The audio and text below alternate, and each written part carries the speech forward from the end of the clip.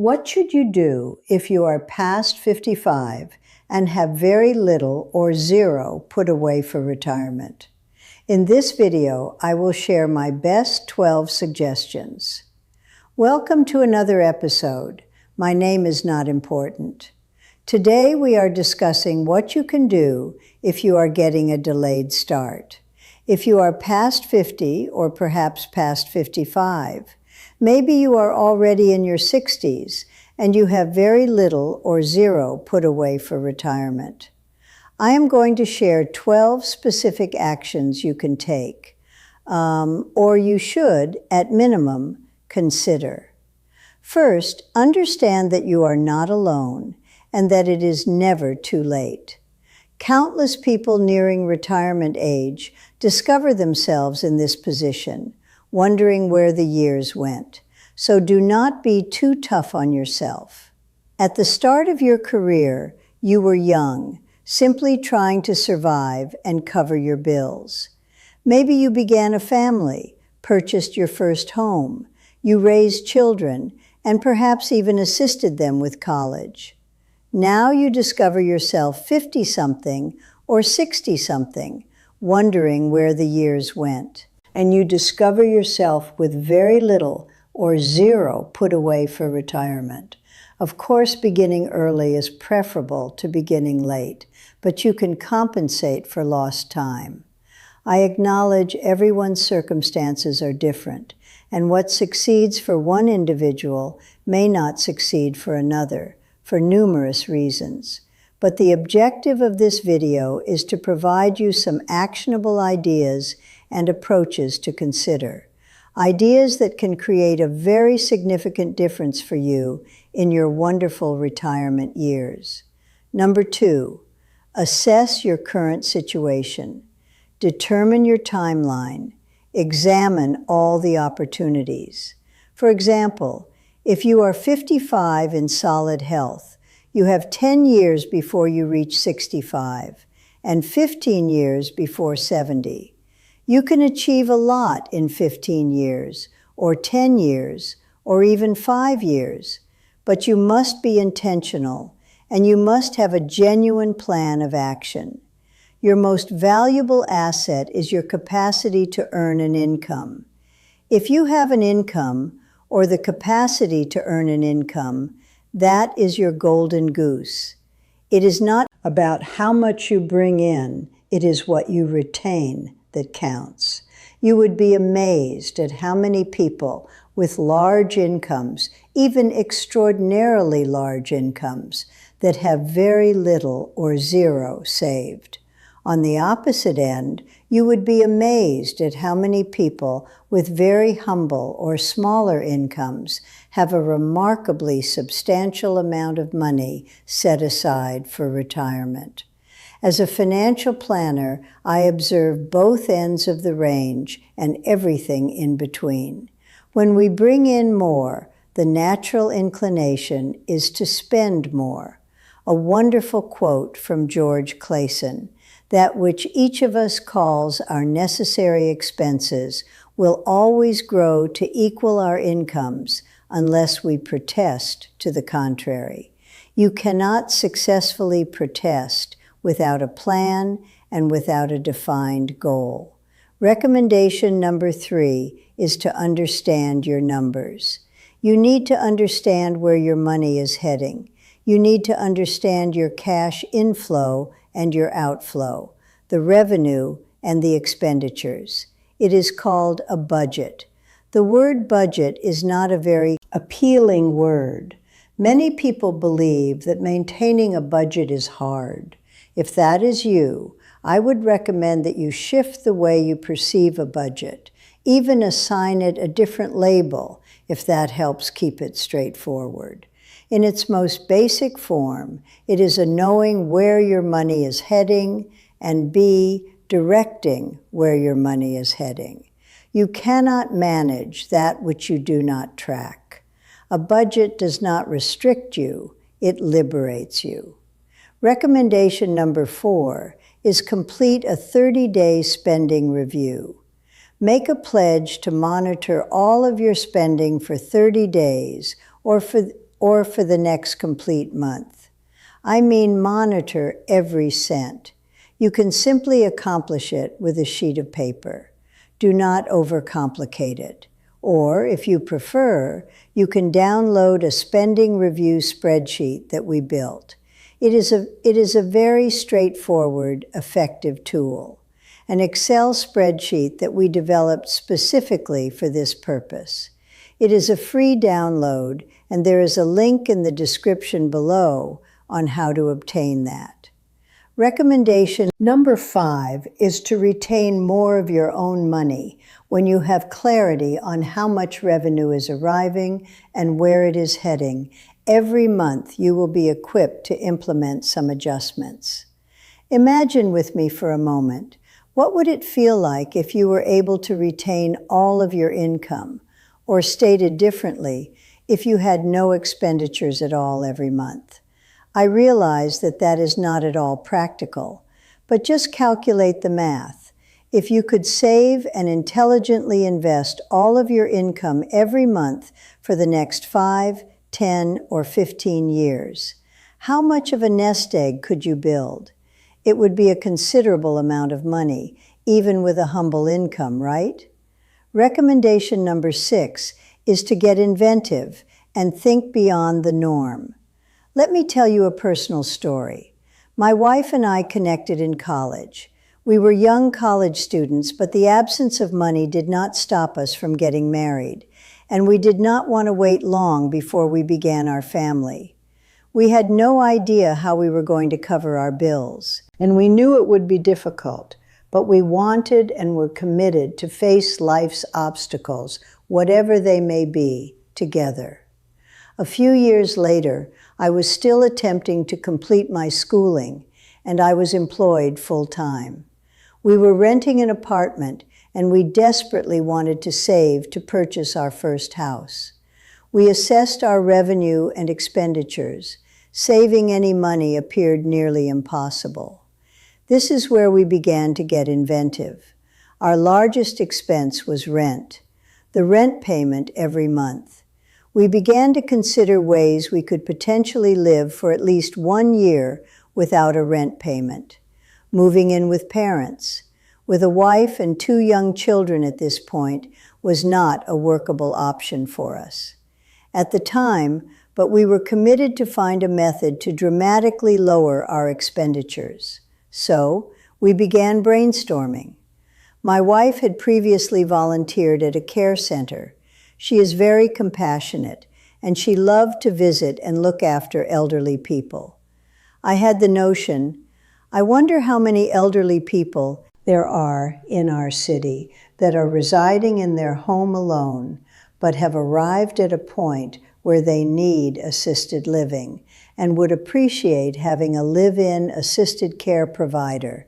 Then I wondered if we could locate someone that would be agreeable if the care provider arrived with a husband and 2 young children. We had never heard of anyone attempting anything like that before, but we chose to test the waters and to determine if there were any takers. Of course, this was back before the internet, and so we placed an ad in the classified section of the local newspaper. We were surprised to get about 6 calls of people seeking live-in care providers for their aging parents. We had more than one strong offer. We met with the first interested family. We fell in love with them, and they fell in love with us. It was an elderly man in his 90s. He had recovered from a stroke, but had some paralysis and some restrictions. He was a very gentle, kind man that absolutely adored children. He resided in a 2-story home. His adult children offered us room and board. We had the complete, the complete basement to ourselves, including all utilities covered. And my wife was able to handle the shopping and prepare his meals and deliver the needed care. And they also compensated her $600 per month additional. The agreement was for a minimum of 1 year, and a little before the year concluded, Grandpa Joe, as we affectionately called him, passed away in my wife's arms. When I was away at work, this experience was a blessing to us on numerous levels. We were able to dramatically lower our expenditures and even boost our income. After 1 year, we had accumulated enough for a down payment, and we purchased our first house. Let me share another inventive, outside-the-norm story of a couple aged 61. They had very little put away for retirement, but the husband's career was progressing well, and his income was truly at the peak level of his entire career. They got inventive and designed an aggressive plan that would enable them to cut their expenditures by nearly 70% for 3 years.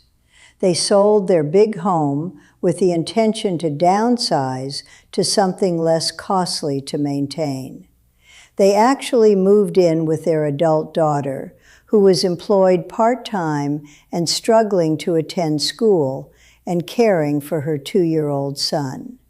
They offered to rent a bedroom from her, split utility costs, and provide care for their grandson for this 3-year duration, until their daughter completed college.